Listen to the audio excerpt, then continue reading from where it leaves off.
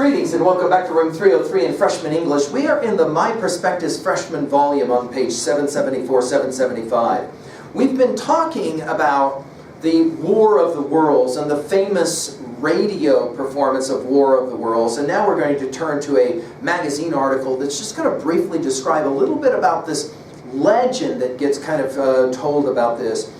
Jefferson Pooley and Michael Socolow will give us our information. The background information here on 775, H.G. Wells' sensational 1898 novel, The War of the Worlds, was one of the first to depict a Martian invasion of Earth. In 1938, director-actor Orson Welles adapted the novel into a radio play which was produced to sound like an actual news broadcast instead of a work of fiction. The popular legend, and I would circle the word legend, is that when the program first aired, many listeners believed a real alien invasion was happening, causing mass panic. Now we're going to learn a little bit from Pooley and Socolow about this. Pooley, by the way, born in '76, the chairman of the Media and Communications Department at Muhlenberg College in Allentown, Pennsylvania. He has written widely on consumer culture as well as on the impact of social media and culture. And then Michael Socolow is a media historian born in '69.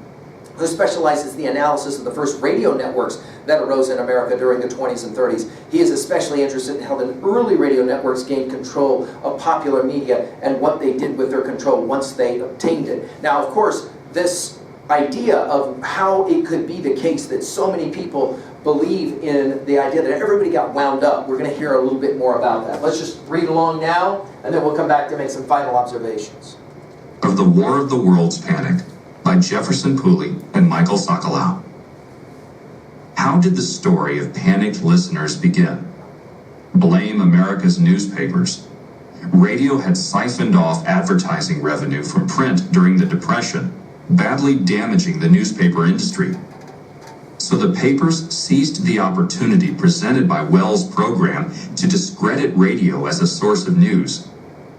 The newspaper industry sensationalized the panic to prove to advertisers and regulators that radio management was irresponsible and not to be trusted. In an editorial titled "Terror by Radio," the New York Times reproached radio officials for approving the interweaving of blood-curdling fiction with news flashes offered in exactly the manner that real news would have been given. Warned editor and publisher, the newspaper industry's trade journal, the nation as a whole continues to face the danger of incomplete, misunderstood news over a medium which has yet to prove that it is competent to perform the news job. The contrast between how newspaper journalists experienced the supposed panic and what they reported could be stark. In 1954, Ben Gross, the New York Daily News' radio editor, published a memoir in which he recalled the streets of Manhattan being deserted as his taxi sped to CBS headquarters just as War of the Worlds was ending. Yet that observation failed to stop the Daily News from splashing the panic story across the cover a few hours later. From these initial newspaper items on October 31st, 1938, the apocryphal apocalypse only grew in the retelling. A curious but predictable phenomenon occurred. As the show receded in time and became more infamous, more and more people claimed to have heard it.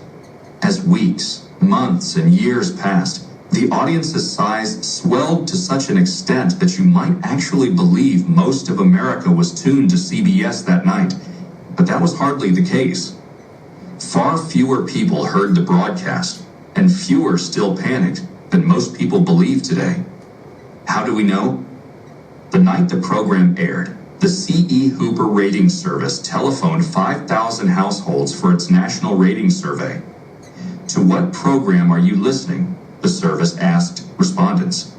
Only 2% answered a radio play or the Orson Welles program, or something similar, indicating CBS.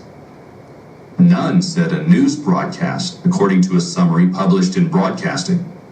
In other words, 98% of those surveyed were listening to something else, or nothing at all, on October 30th, 1938. This minuscule rating is not surprising. Wells's program was scheduled against one of the most popular national programs at the time. ventriloquist Edgar Bergen's Chase and Sanborn Hour, a comedy variety show. The new PBS documentary allows that of the tens of millions of Americans listening to their radios that Sunday evening, few were tuned to the War of the Worlds when it began due to Bergen's popularity. But the documentary's script goes on to claim that millions of listeners began twirling the dial when the opening comedy routine on the Chase and Sanborn Hour gave way to a musical interlude. Just at that moment, thousands, hundreds, we don't know how many listeners, started to dial surf, where they landed on the Mercury Theater on the Air, explained Radiolab this weekend. No scholar, however, has ever isolated or extrapolated an actual number of dial twirlers. The data collected was simply not specific enough for us to know how many listeners might have switched over to Wells. Just as we can't estimate how many people turned their radios off or switched from Mercury Theater on the Air over to NBC's Chase and Sanborn Hour either. Radiolab played the Chase and Sanborn Hour's musical interlude for its audience, as if the song itself constituted evidence that people, of course, switched to Wells's broadcast. Both American Experience and Radiolab also omit the salient fact that several important CBS affiliates, including Boston's WEEI, preempted Wells's broadcast in favor of local commercial programming, further shrinking its audience. CBS commissioned a nationwide survey the day after the broadcast, and network executives were relieved to discover just how few people actually tuned in. In the first place, most people didn't hear it, CBS's Frank Stanton recalled later, but those who did hear it looked at it as a prank and accepted it that way. Now, what's interesting about this reading, and then we'll finish quickly, what's interesting about this reading is that it shows the way that different media competed against each other from the very, very early years. It is true that Orson Welles read a script about War of the Worlds, and it seemed like a story that might have been put on the radio as news. Okay, this, of course, our term these days is fake news. We're all together familiar with that idea. And notice that it did happen. But the question is, was there in fact the widespread panic that so many people wanted to talk about it being after the fact? This article says, no, and the reason why is because there was an agenda behind the newspapers postulating this panic. Namely, newspapers were concerned about the growing power of the radio industry and therefore put out this news that there was this terrible panic and therefore radios were not doing the appropriate things they should be doing. Paragraph 3 will in fact play this game even further. From the initial newspaper items in October 31, 1938, the apocryphal apocalypse, apocryphal meaning made up, apocalypse of course we're familiar because of our Unit 6, right, only grew in the retelling. The more people, in other words, who got caught up in this said, oh yeah, I was a part of this.